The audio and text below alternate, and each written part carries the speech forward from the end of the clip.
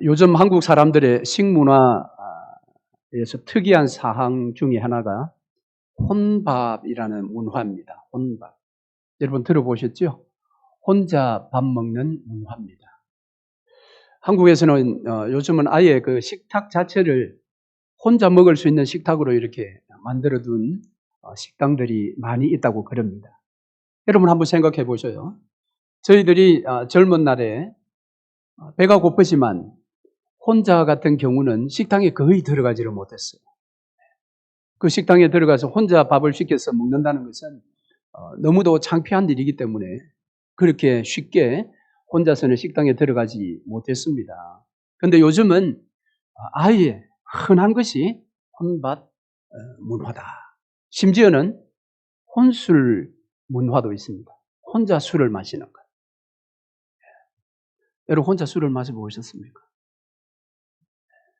술을 안 드시니까 잘 모르시죠?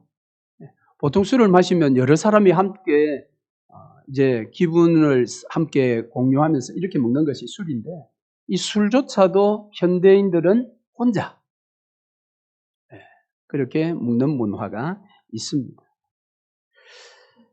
여러분 뭐 술은 그렇다 할지라도 밥을 혼자 먹는다는 것은 그렇게 사회적으로 볼 때 옳은 현상은 아닌 것 같습니다.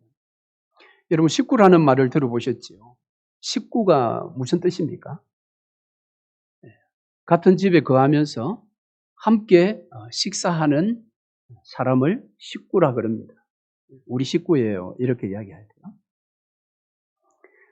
예수님 당신은 어땠을까요? 우리 예수님은 어떠하셨을까요? 예수님은 혼밥 문화를 하셨겠습니까? 예수님은 십자가를 지실 때에 우리 인생의 모든 죄를 홀로 그분은 감당을 하셨어요.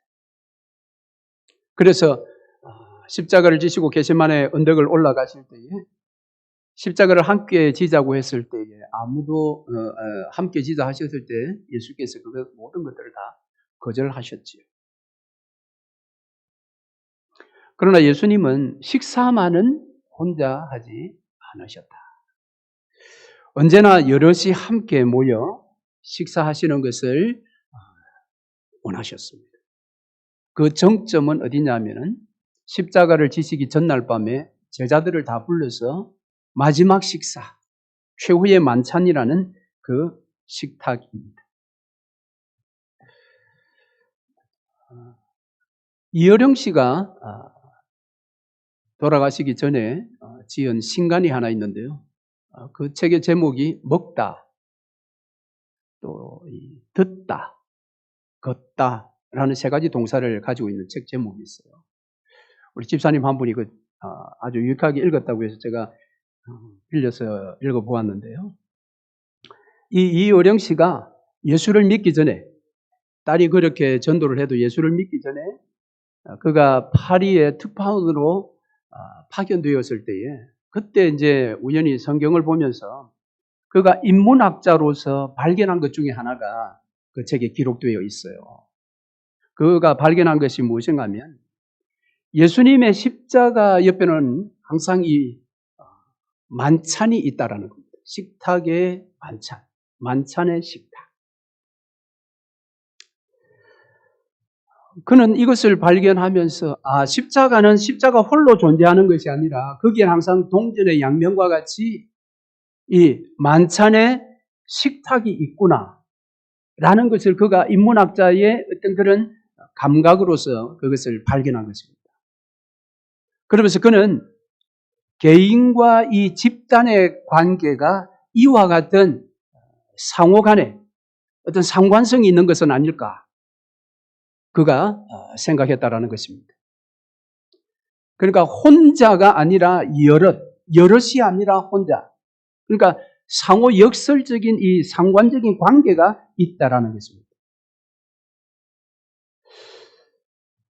그는 참으로 인문학자로서 아주 탁월한 그런 발견을 한 것 같습니다.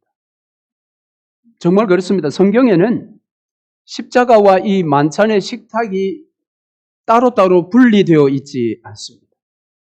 이것은 시기적으로 볼 때도 하루 상관이지만은 어쨌거나 동전의 양면과 같이 하나로 연결되어 있습니다. 그것을 보여주는 것이 오늘 우리가 생각해 보려고 하는 사도신경 고백 중에 한 고백입니다.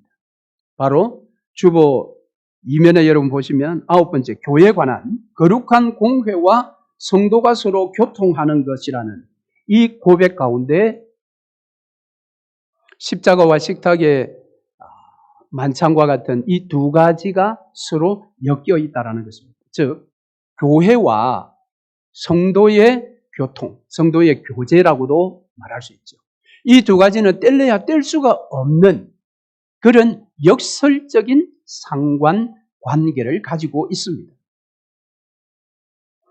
이것은 교회를 낳은 삼위 하나님의 사역을 보더라도 우리가 충분히 이해할 수 있는 부분입니다. 성부 하나님께서는 창세 전에 그가 구별하여 선택한 예정된 사람들이 있습니다. 그 사람들, 그를 창조 전에 이미 그들을 선택해 놓으셨습니다. 그들이 이 땅에 출현하게 된 것이 바로 교회입니다. 창조 이후에. 창세 전에 성부 하나님이 가지고 계셨던 그 계획이 창조 이후에 이 땅에 실현된 것이 바로 교회라는 것입니다. 그래서 교회를 하나님의 교회다 그렇게 부르는 것입니다. 하나님의 이 영원한 작정 속에 있었던 이 교회가 이제 이 땅에 나타나게 될 때에 그것은 예수 그리스도의 십자가를 통하여 이 땅에 교회가 나오게 하신 것입니다. 그래서 성경은 예수 그리스도께서 피로 값주고 사신 것이 교회다 그렇게 기록해 놓고 있습니다. 그래서 교회를 이름하기를 그리스도의 교회다 이렇게 부르기도 하는 것입니다. 예수 그리스도의 피로 값주고 사신 이 교회는 이 땅에 실제 이제 형체를 가지고 나타나게 되었을 때에 그것은 성령 하나님을 통하여 이 땅에 세워지게 되었다는 것입니다. 자, 오늘 우리가 읽은 본문 말씀 여러분 13절 말씀을 한번 보시죠. 우리가 유대인이나 헬라인이나 종이나 자유인이나 다 한 성령으로 세례를 받아 한 몸이 되었고 또 다 한 성령을 마시게 하셨느니라. 한 성령으로 세례를 받아 교회가 되어서 그 교회가 한 성령을 계속해서 마심으로 교회가 교회로 계속해서 세워져 간다라는 것입니다. 그런 면에서 교회는 삼위일체 하나님의 공동 작품입니다. 그런데 그 교회가 오늘 성령 안에서 연결되어 있다는 겁니다. 자, 지난주 말씀드렸던 것처럼 8번째 나오는 성령을 미사오며라는 이 고백은 이 한 문장의 고백으로 끝나는 것이 아니라 뒤에 나오는 교회와 사죄와 부활과 영생 전체를 다 포함하고 있는 성령에 대한 고백이라고 말씀을 드렸지요. 그러다 보니까 교회 역시도 성령의 사역 가운데에 이제 있다라는 것입니다.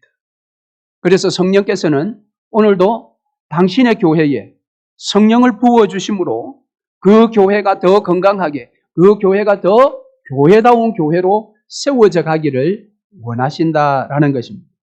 그래서 오늘 우리는 이 성령께서 사역하시는 교회와 성령께서 교회 안에서 하시는 구체적인 사역, 성령을 마시게 하는 그 사역이 무엇인지를 함께 생각해 보므로 오늘 교회된 저와 여러분들이 어떻게 행하는 것이 교회된 우리 자신이 더 교회다운 성도가 될 수 있는가라는 교훈을 함께 생각해 보겠습니다. 자, 먼저 교회에 대한 고백에 있어서 거룩한 공회를 믿는다라고 고백합니다. 자, 여기에 거룩한 공회는 쉽게 말하면 거룩한 교회다라는 말입니다. 이 교회의 본질은 여러 가지가 있습니다만 그 본질 중에 하나가 거룩입니다. 여러분, 교회가 왜 거룩합니까? 세상에서 볼 수 없는 거룩이 교회 안에 있습니다. 그래서 교회는 거룩하다라고 합니다. 교회가 왜 거룩할까요? 자, 한글 번역으로 거룩하다라고 번역되어 있는 이 원문의 원래 뜻은 구별하다라는 뜻입니다. 교회가 왜 거룩하냐? 그것은 하나님께서 교회를 세상과 달리 구별시켜 놓았기 때문에 거룩합니다. 성도의 은행 심사가 거룩하기 때문에 교회가 거룩한 것이 아니라는 것입니다. 그래서 교회를 에클레시아라고 부를 때 에클레시아의 뜻이 무엇입니까? 세상으로부터 불러냄을 받은 자들이 모인 것. 그 모임 자체를 에클레시아, 교회라고 합니다. 하나님께서 세상에서 우리를 불러내셨어요. 구별해 주셨다라는 겁니다. 그래서 교회가 거룩한 것입니다. 자, 이 구별의 개념으로 보면 성부 하나님은 만세전에 구별될 자들을 선택을 해 놓으셨어요. 그리고 성자 예수님은 실제 이 땅에 오셔서 구별될 자들이 걸어가야 할 길을 열어주셨어요. 십자가를 통해서. 그리고 성령 하나님은 예수께서 열어주신 그 구별된 길을 걷는 자들을 모아주셨어요. 교회라 그렇게 이름한 것입니다. 그래서 우리는 오늘 여기에 거룩한 공회를 믿습니다라는 것은 하나님께서 우리를 구별하여 주셨어요. 우리로 하여금 교회라 이름하였다라는 것을 내가 믿는다라는 것입니다. 자, 여기 이제 공회라는 말은 보편적인 교회라는 뜻이라고 합니다. 그러니까 교회의 특징 하나는 거룩입니다. 두 번째는 이제 보편적이다라는 것입니다. 이 보편적이다, 교회는 보편적이다라고 할 때 이 뜻은 무엇인가 하면 교회는 시간과 공간을 초월하여 언제나 존재하는 그런 공동체다. 그런 개념에서 교회는 보편적인 교회다라고 말하는 것입니다. 창세전부터 하나님은 당신의 구별된 이 백성들을, 그 백성들을 시간과 공간을 초월하여 항상 존재하게 하셨습니다. 그래서 먼저는 이 시간적으로 보면 교회가 초대교회 때 처음 세워진 것이 아니라 태초부터 교회가 존재했습니다. 그리고 시간을 흘러서 계속해서 존재해 오다가 오늘날까지 왔습니다. 그리고 시간적으로 주님 오시는 그날까지 교회가 계속해서 존재할 것입니다. 그 다음 공간적으로는 서대반 집사의 설교에 의하면 최초의 교회라는 타이틀이 광야교회라는 타이틀이 나옵니다. 그러니까 출애굽한 이스라엘 백성들이 광야에 모여 40년 동안 있을 때 그때 그 백성들을 스데반은 교회라 그렇게 불렀는데요. 사실 그 교회는 출발이 에덴 동산에서부터 출발합니다. 에덴 동산이 교회였습니다. 그리고 그들이 비록 포로 생활을 했지만 애굽에 내려가서 430년 종살이 할 때도 그곳에 교회가 있었습니다. 그리고 광야 시절에 교회가 있었고 그들이 심지어는 바벨론의 포로로 끌려갔을 때에도 70년 동안 그곳에 교회가 있었습니다. 그러니까 교회는 공간적으로도 온 세상 어디든지 다 존재해 있는 것입니다. 시간적으로 태초부터, 공간적으로 어느 곳이든지 교회는 항상 존재하는 것이다. 그런 면에서 교회는 보편적이다. 그렇게 부르는 겁니다. 물론 이제 보편적이다라고 할 때 영어로는 이게 카톨릭이에요. 여러분 카톨릭 이러면 여러분 천주교를 얼른 생각을 하는데 천주교의 정확한 명칭은 로마 가톨릭입니다. 로마 가톨릭. 우리는 가톨릭입니다. 개신교는. 우리가 진짜 보편적인. 그럼 어떤 차이가 있느냐 하면은 로마 가톨릭이라고 불러야 하는 것은 로마 가톨릭에서 말하는 우리 교회가 보편적인 교회야 라고 말할 때는 그 모든 것이 이 교황과 이 천주교의 이 직제, 그러니까 일반 성도들과 사제들의 이 뭐죠? 이 계급이 있어요. 거기는 사제들 중에도 계급이 있습니다. 물론 여러분이 조금 오해할 만한 것은 우리가 교회에서 담임 목사, 부목사 이렇게 할 때 이것도 약간 계급적인 뉘앙스가 있잖아요. 그래서 부목사라는 타이틀을 사실 잘 쓰지 않으려고 합니다. 이제 요즘 이 젊은 목사님들은. 그런데 로마 사제들은 교황이 있고 그 밑에 이 직급이 있습니다.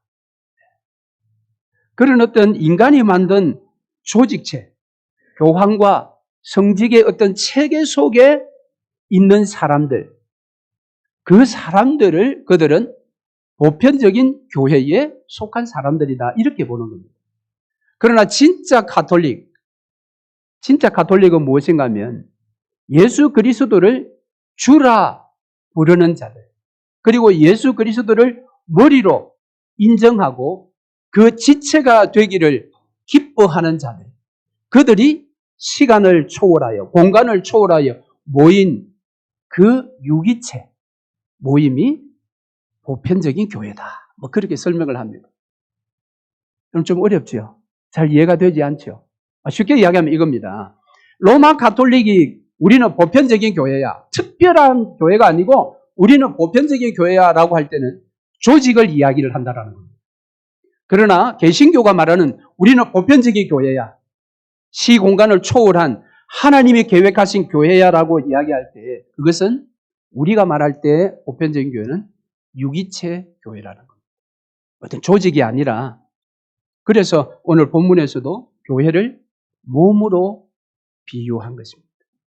교회는 믿는 자들이 모여서 만든 조직체가 아닙니다.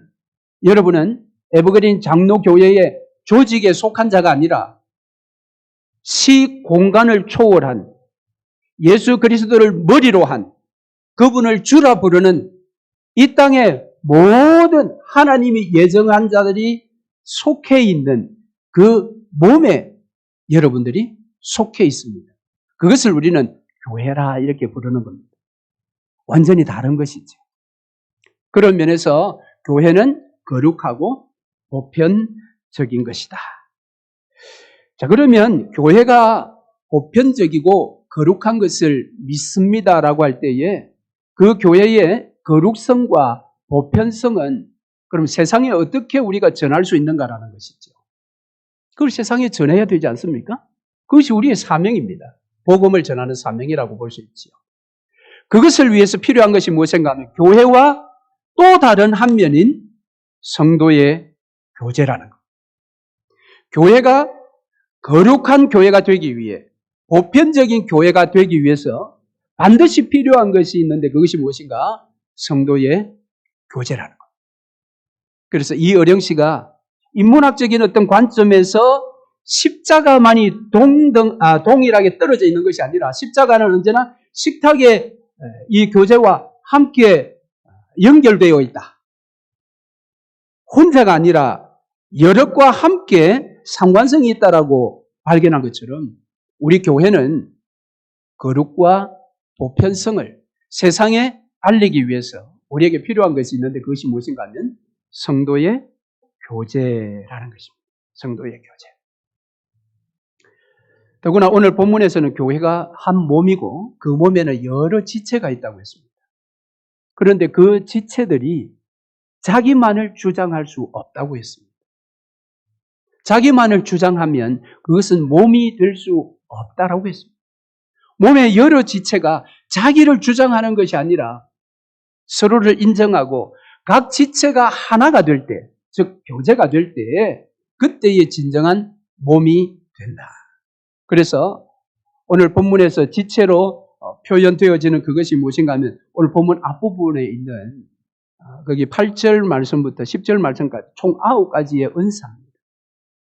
이 은사도 각각 상호 교제 속에 이제 이루어져야 진정한 몸으로서의 교회가 세워진다라고 말하고 있습니다. 자, 그러므로 오늘 저와 여러분이 이 성도의 교제는 교회가 교회답게 만드는 유일한 길이라는 것을 잊지 말아요. 거룩한 교회를 우리가 추구하기 위해서는 필요한 것이 무엇인가 하면 성도의 교제라는 것입니다. 보편적인 교회를 우리가 세상에 주장하기 위해서 우리에게 꼭 필요한 것이 있는데 그것이 무엇인가 하면 성도의 교제라는 것입니다. 그렇기 때문에 성도의 교제는 세상의 사람들의 교제와 완전 다릅니다. 세상의 사람들의 교제는 어떻습니까? 그들은 인간 관계 속에서 교제를 나눌 때에 그들의 취미를 가지고 직업을 가지고 자기가 좋아하는 어떤 기호품을 가지고 그들은 소위 교제의 시간들을 갖습니다. 그러나 성도의 교제는 다릅니다. 어떻게 다른가? 성도의 교제에는 성령의 교통하심이 반드시 있어야 합니다. 그것이 세상 사람들의 교제와 다른 것입니다. 세상 사람들과 똑같이 식탁에 앉아서 밥을 함께 먹지만 그 식탁의 교제 가운데 성령의 교통하심이 없다면 성도가 함께 모여서 식사의 교제를 한다 할지라도 그것은 세상의 교제인 것입니다. 그것은 성도의 교제가 될 수가 없습니다. 그런 측면에서 이 성도의 교제는 시간과 죽음을 초월하는 교제입니다. 오늘 우리는 함께 모여서 오늘 현재의 시간 속에서의 교제를 나누는 것이 아니라 과거의 시간을 통해서도 얼마든지 교제할 수 있습니다. 즉 성경에 과거에 기록된 하나님이 하신 일들을 가지고 얼마든지 교제할 수 있습니다. 그리고 그 교제는 죽음을 넘어서는 교제입니다. 그 말은 무슨 말인가 하면 성령이 교통하는 이 교제가 우리 가운데 일어나면 이 교제는 이 땅에 우리가 살아 있는 동안만 나눌 수 있는 교제가 아니라 그것은 죽음 이후에 주님이 계시는 그곳에 우리가 올라갔을 때에 거기에서도 동일하게 나누는 것이 성도의 교제입니다.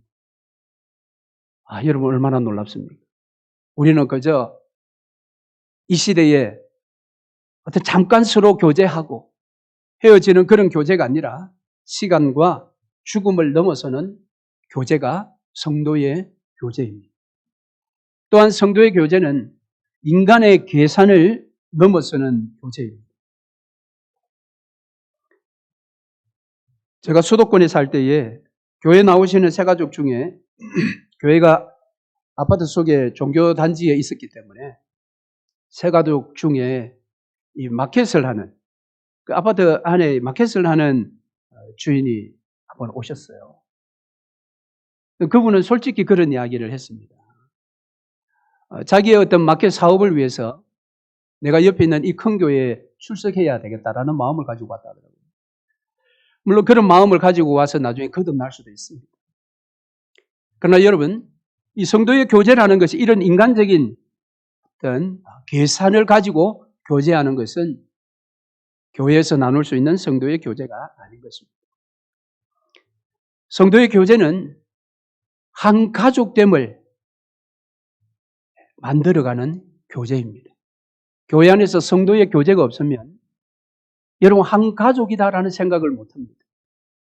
즉 내가 지금 출석하고 섬기는 교회가 내 교회라는 인식을 갖지 못하는 것입니다. 제가 보니까 이민교회의 가장 큰 단점이 여기에 있습니다. 이민교회 성도들은 자기가 섬기는 교회를 자신의 교회라고 생각하는 사람이 매우 적다고 보입니다. 그저 다른 일이 생기면 얼마든지 움직일 수 있는 그런 상태에 있다는 거예요. 왜 그렇게 되어 있는가? 왜 그렇게 불완전한 상태에 놓여져 있는가? 그것은 성도의 교제 속에 제대로 들어가 보지 못했기 때문에 그렇습니다. 그럼 왜 그럴까요? 왜 성도인데 교회에 출석하는데 교회 함께 예배하는데 성도의 교제에 왜 적극적이지 못할까요? 그것은 여러 가지가 있을 수 있겠죠, 원인이. 현대의 그런 세계관은 이기주의입니다. 자기중심주의입니다. 소위 말하는 피곤하다라는 것입니다. 다른 사람 만나서 이야기하는 것이 피곤하다라는 겁니다. 그런 것이 많이 지배적으로 좀 깔려 있다고 저는 그렇게 봅니다. 그러나 근본적인 것은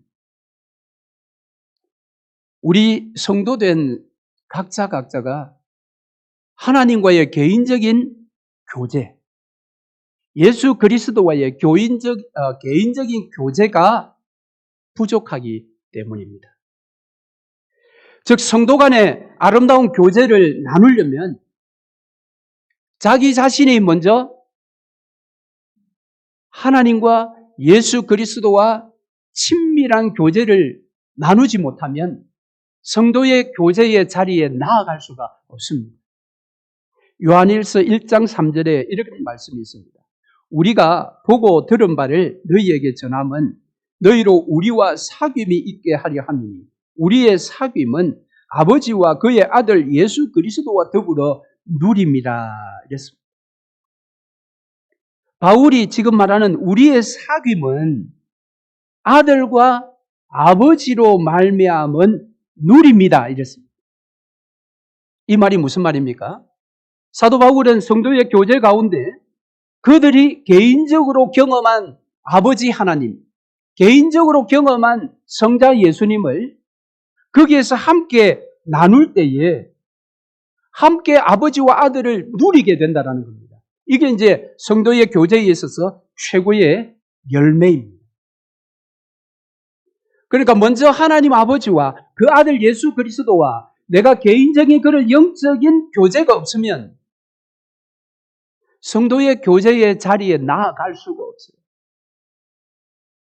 왜냐하면 여러분 내가 개인적인 그런 아버지와 아들에 대한 누림이 없는데 성도의 교제의 자리에 나가면 다른 사람이 아버지와 아들에 대한 그 은혜를 이야기하면 나는 할 말이 없어요. 할 말이 없으니까 그 자리가 재미가 없는 것입니다. 이해가 되십니까? 근데 성도들이 모여서 교제한다고 모였는데 아버지와 아들에 대한 그런 은혜를 함께 나누지 않고 세상의 이야기를 하면 그것은 성경이 말하는 성도의 교제가 아니라 세상의 교제라는 것입니다. 그래서 여러분 성도의 교제는 하나님의 은혜가 없으면 성도의 교제가 일어날 수가 없습니다. 이게 아주 중요한 순서가 되는 것입니다. 그래서 사도 요한이 기록한 요한 1서에 보면 너희가 서로 사랑하라 그랬어요. 서로 사랑하라. 이 서로 사랑하라고 할 때에 새 계명이 딱 그 기초가 되는 것입니다. 새 계명으로 서로 사랑해야지 다른 것으로 사랑하면 그 교제에는 반드시 문제가 발생하게 되는 것입니다. 왜냐하면 모여서 서로 상처 주는 것입니다.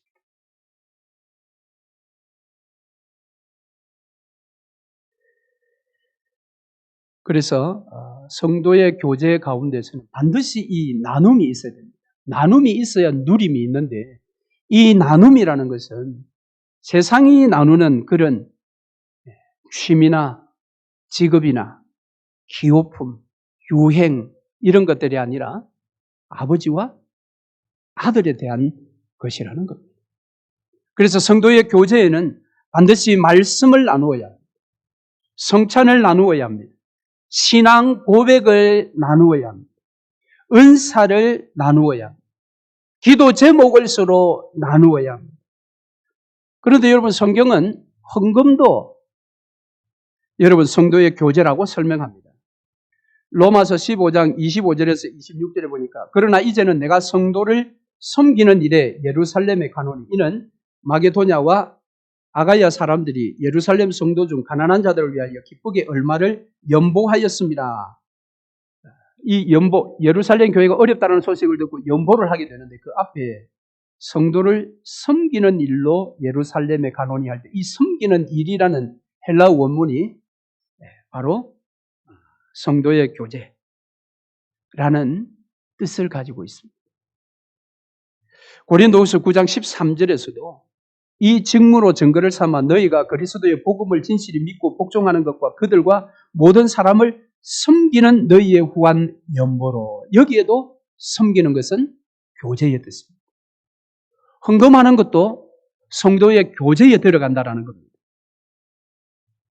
누가 헌금을 하겠습니까?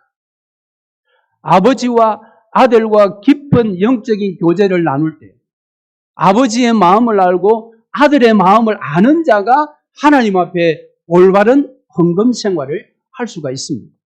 그런 면에서 오늘 우리가 드리는 헌금도 성도의 교제인 것입니다. 여러분 그것을 이해하셔야 돼요. 교회 운영을 위해서 내가 돈을 낸다, 기부금을 한다, 그것이 아니라 아버지와 아들과 개인적인 그런 영적인 교제가 먼저 일어난다면 그는 하나님 앞에 헌금 생활에 더 충성할 수밖에 없다라는 것입니다.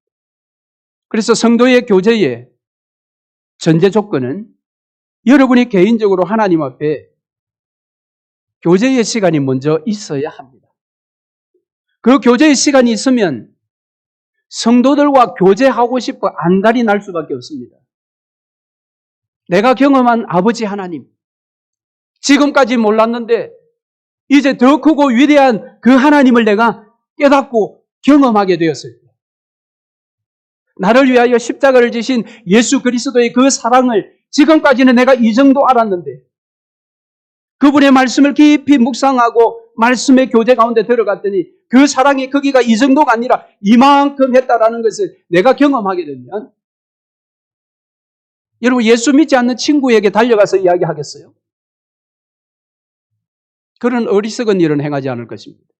믿는 자들을 향해서 달려나아갈 수밖에 없습니다. 그럴 때에 성도의 교제가 일어나는 것입니다. 오늘날 교회를 떠나는 대부분의 사람들이 꼭 하는 말 중에 하나가 이것이 있습니다. 교회에 사랑이 없어요. 그럼 우리 교회뿐만 아니라 다른 교회들도 다 듣는 소리입니다. 교회에 사랑이 없어요. 교회가 너무 냉랭해요. 여러분 그것이 교회를 옮길 이유이기도 합니다. 인정합니다. 그러나 여러분 그것은 유일한 이유가 될 수는 없습니다. 왜 그가 교회에 사랑이 없다고 그렇게 느낍니까? 왜 자신은 먼저 다가서지 않습니까? 그런 사람들은 보통 그냥 가만히 있습니다. 이렇게. 다른 사람이 주목하기를 바라고, 다른 사람이 찾아와서 말하기를 바라고, 다른 사람들이 뭔가 해주기를 바라고. 그런데 현대인들이 그렇게 다른 사람들에게 쉽게 관심을 갖지 않지요. 그러나 아버지와 아들과의 개인적인 깊은 교제 가운데 은혜가 충만하면 반드시 성도의 교제에 대한 사모함이 생깁니다. 그러면 다른 사람을 보게 되어 있고 그 사람에게 다가가서 은혜를 나누게 되는 겁니다. 기도 제목을 나누고 신앙 고백을 나누고. 그런데 본인 역시도 다가가지 않습니다. 목사님, 저는 성격이 적극적이 않아서 내가 먼저 못 다가서요. 그럴 수 있습니다. 그러나 여러분, 아버지와 아들의 그 은혜를 받으면 하나님의 은혜는 사람의 성격과 기질도 여러분 바꿔놓습니다. 내가 그 은혜가 충만하면 견딜 수가 없어요. 주일까지 6일을 기다릴 수가 없다라는 것입니다. 그래서 구역 식구들에게 다른 성도들에게 전화를 하는 것입니다. 하면서 자신의 그 은혜를 나누는 것입니다. 그렇게 할 때에 동일한 은혜를 나누고 싶은 사람들이 모여서 성도의 교제를 나누면 세상이 교회를 달리 보는 것입니다. 세상은 예수 이야기로 하하호호 웃으면서 교제하는 것을 신기하게 생각합니다. 야, 예수 이야기가 뭐 그리 재미있어? 예수 이야기로 밤을 새울 일이 뭐 있어? 그들은 예수 아닌 인간의 말초 신경을 건드리는 이야기, 남의 흉을 보는 이야기, 자기 자랑하는 이야기, 그런 이야기들로는 밤을 새울 수 있으나 성경 이야기. 우리들도 잠 안 올 때 여러분 성경 읽는다고 그렇게 이야기하잖아요. 그 재미없는 성경 이야기. 내가 개인적으로 하나님 아버지를 경험하고 예수 그리스도를 교제 가운데서 경험하면 말하고 싶어서 견딜 수가 없어요. 여러분 그런 경험을 해보지 않으셨습니까? 그래서 성도의 교제는 개인적으로 자신이 하나님과의 교제가 일어났을 때에 성도의 교제가 가능하다. 성도의 교제를 통해서만 교회가 교회다울 수 있습니다. 이름은 교회인데 성도의 교제가 없으면 그건 교회가 아닙니다. 그래서 수천 명이 모이는 교회가 진짜 교회냐라고 물어볼 필요가 있지요. 교회 와서 예배만 드리고 갑니다. 다른 성도와의 교제는 전혀 없습니다. 과연 그의 신앙이 살아있는 신앙일까요? 그 교회가 세상이 주목할 때에 주님이 원하시는 교회로 보여지겠느냐라는 것입니다. 교회 크기와 상관없이 성도들이 모여서 자신이 받은 그 은혜, 자신이 고백하는 신앙 고백, 자신이 가지고 있는 기도의 제목, 그것을 서로 나누어 성도의 교제가 일어날 때에 우리 교회가 하나님 기뻐하시는 교회가 될 줄로 믿습니다. 말씀을 맺겠습니다. 여러분, 참된 교회는 거룩한 교회입니다. 참된 교회는 보편적인 교회입니다. 그런데 이런 교회 되기 위해서 반드시 있어야 할 것이 성도의 교제가 있는 교회입니다. 혼밥 안 됩니다. 혼술 안 됩니다. 혼신도 안 됩니다. 혼자 신앙생활하는 거 가만히 내버려 두세요. 나 혼자 신앙생활 하겠습니다. 절대 안 됩니다. 여러분 그런 자들이 사단의 공격을 받습니다. 예수를 내가 먼저 누릴 때 성도의 교제에 사모함이 일어나고 성도의 교제가 불같이 일어날 때에 세상은 교회를 거룩한 곳으로 보편적인 곳으로 그렇게 인정할 것입니다. 우리가 거룩한 공예와 성도가 서로 교통하는 것을 믿습니다라고 고백만 하지 마시고 여러분 하나님과 아들 예수 그리스도와 날마다 깊은 영적인 교제를 나누시고 성도의 교제의 자리에 여러분 나오시기를 주의 이름으로 축원합니다. 아멘.